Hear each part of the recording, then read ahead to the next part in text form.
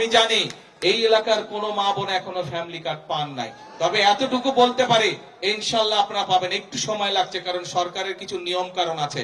Pilot project প্রথমে শুরু করতে হয়। আমরা সেই পাইলট প্রজেক্টের কাজ শুরু করেছি। সেখানে আমরা 37,000 মায়ের কাছে, বোনের কাছে আমরা ফ্যামিলি কার্ড পৌঁছে দিয়েছি। ইনশাল্লাহ ইনশাল্লাহ আপনাদের চিন্তা করার কোনো কারণ নাই। এই এলাকার সহ পুরা দিনাজপুর, ঠাকুরগাঁও, পঞ্চগড়, সমগ্র এই রংপুর বিভাগের যত মায়েরা আছেন সবার কাছে ধীরে ধীরে আমরা ফ্যামিলি কার্ড পৌঁছে দেব। শুধু একটু সময়ের প্রয়োজন। মাত্র সরকারের বয়স হয়েছে 1 মাস, একটু সময়ের প্রয়োজন। আর একটা জিনিসও তো বুঝতে হবে, সবাই আপনারা বুঝেন যে এই যে মধ্যপ্রাচ্যে একটা যুদ্ধ শুরু হয়েছে না, খবর তো সবাই রাখছেন না খবর?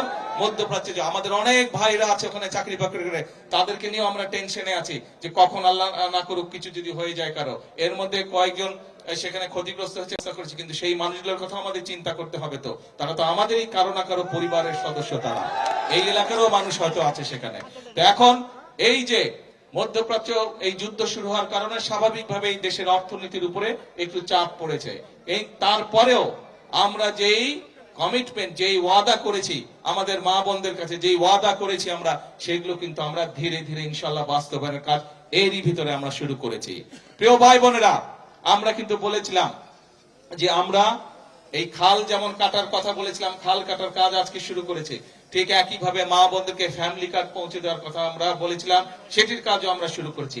একইভাবে কৃষক ভাইদের জন্য কিন্তু যেমন সুদ মওকুফ করেছি, আজকে খাল কাটার কাজ শুরু করেছি।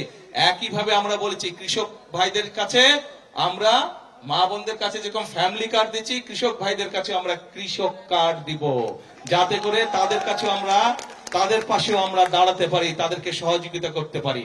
এখনো শুরু হয়নি, ইনশাল্লাহ আগামী মাস থেকে আমরা এটা পাইলট প্রজেক্টের কাজ শুরু করব।